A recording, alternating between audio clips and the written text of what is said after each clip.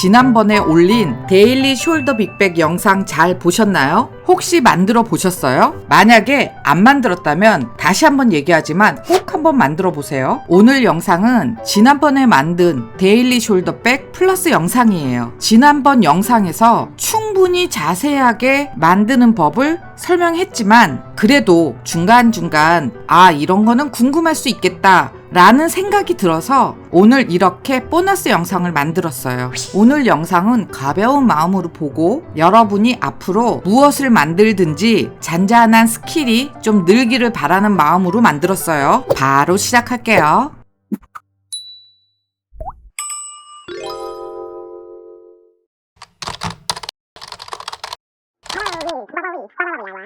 평소에 늘 가죽에 본드칠하고 부직포 붙이라고 하면서 여기서는 왜 가죽에 본드칠을 안 하고 부직포를 그냥 붙였을까요? 그 이유 1번은 50g짜리 부직포의 끈끈이가 생각보다 아주 많이 끈적끈적해요. 그래서 반대편에 본드칠을 안 해도 제법 잘 붙어 있어요. 그래서 50g짜리 부직포를 사용할 때는 반대편에 본드칠을 안 해도 괜찮아요. 두 번째 이유, 100g짜리 부직포는 붙이기가 쉬운데 50g짜리 부직포는 생각보다 붙이기가 어려워요. 지들끼리 막 들러붙거든요. 그래서 특히 이렇게 큰 면적의 50g짜리 부직포를 붙일 때는 반대편에 본드칠을 하면 붙이는 과정에서 가죽을 버릴 확률이 높아요. 그래서 이렇게 큰 면적의 50g짜리 부직포를 붙일 때는 되도록이면 본드칠 하지 말고 그냥 붙이는 게 속 편해요. 알았죠? 그런데 100g짜리 부직포 붙일 때는 생각보다 잘 떨어져요. 그러니까 그때는 반대편에 본드칠 해야 됩니다.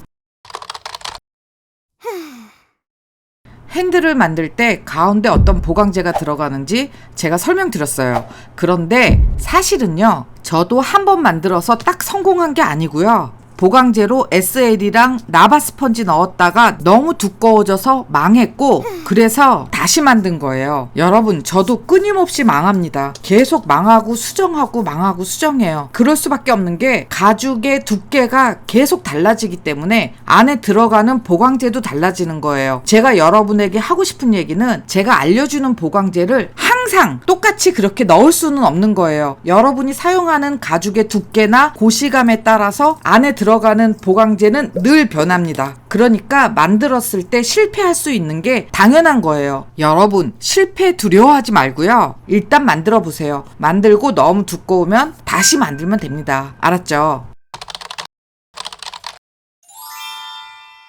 다른 양가죽으로 만들 때는 이런 걱정 안 해도 되는데 이 가죽으로 만들 때는 이게 되게 특이한 가죽이라 이렇게 접은 부분에 보풀 같은 게 올라와 있어요. 그거는 이 가죽 특성상 어쩔 수가 없어요. 그러니까 이 지저분한 부분은 쪽가위로 좀 정리해 주는 게 낫더라고요. 솔직히 이 가죽이 너무 예쁜 거는 맞는데 그만큼 손이 많이 가는 것도 맞아요. 좋은 점도 있고 나쁜 점도 있더라고요. 그런데 이쁘니까 다 용서하려고요. 암튼 이 가죽으로 만드시는 분들은 좀 신경 써서 저런 보풀을 다듬으면서 만드세요. 혹시 이 가죽을 못 본 사람들을 위해서 잠깐 얘기하면 가죽에 무늬를 찍은 게 아니고요. 저 무늬대로 가죽을 긁어서 일으킨 거예요. 그래서 저 부분이 좀 입체적으로 보이는 그런 가죽이라 그 부분이 접히면 어쩔 수 없이 보풀 같은 게 이렇게 일어나요.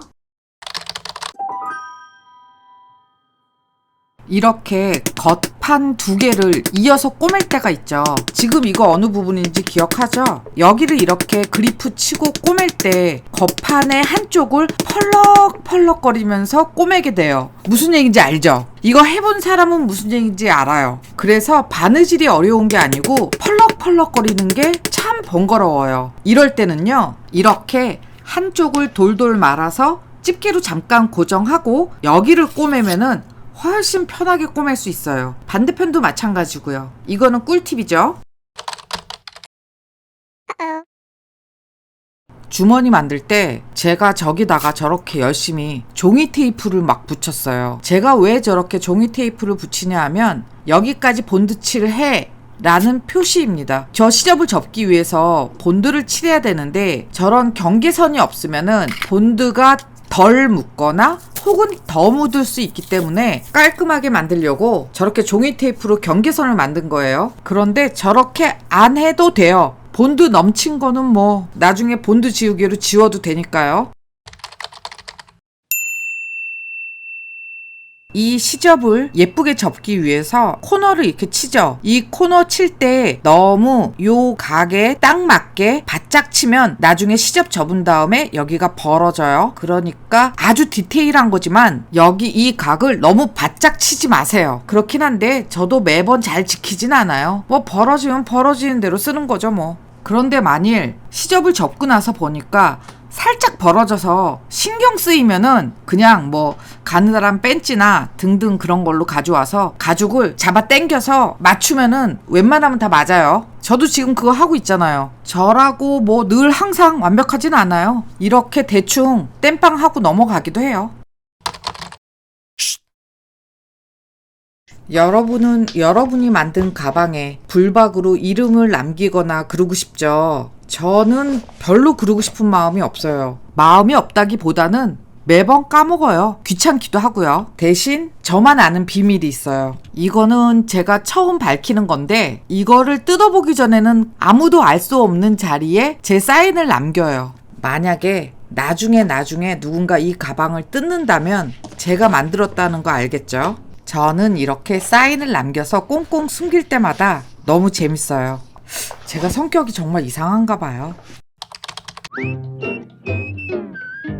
겉 가죽 옆판 이만큼을 바느질하고 이 시접을 접어서 붙일 때 저는 본드를 쓸 때 늘 B5 본드를 쓴다고 말씀을 드렸어요. B5가 좋은 이유는 제가 여기 영상 걸어둘게요. 당연히 B5 본드 광고 아니고요. 내돈내산이에요. 그런데 가끔가다 좀 강력한 본드로 확실하게 붙여야 될 때가 있어요. 지금 이 시접을 붙일 때가 그런 거예요. 왜 여기를 강력한 본드를 써야 되냐 하면 이만큼이 보강 테이프예요. 보강 테이프 겉면끼리 붙이는데 이때는 B5 본드를 쓰면 비교적 잘 떨어지는 편이에요. 암튼 그래서 좀 강력한 걸 쓰고 싶은데 사실 저도 거의 강력한 본드는 잘 안 쓰다 보니까 작은 걸 사다 놔도 다 쓰기 전에 굳어서 버려요. 그래서 이럴 때는 이 본드, 돼지표 본드라고도 많이 하는데 이렇게 튜브식으로 생긴 작은 본드를 여러 개 사서 필요할 때마다 하나씩 까서 써요. 저는 이게 훨씬 더 덜 버리고 더 효율적인 것 같더라고요. 여러분도 한 통 사서 다 못 쓰고 굳어서 버리느니 저처럼 한번 이렇게 해보세요. 이것도 나쁘지 않은 방법 같아요.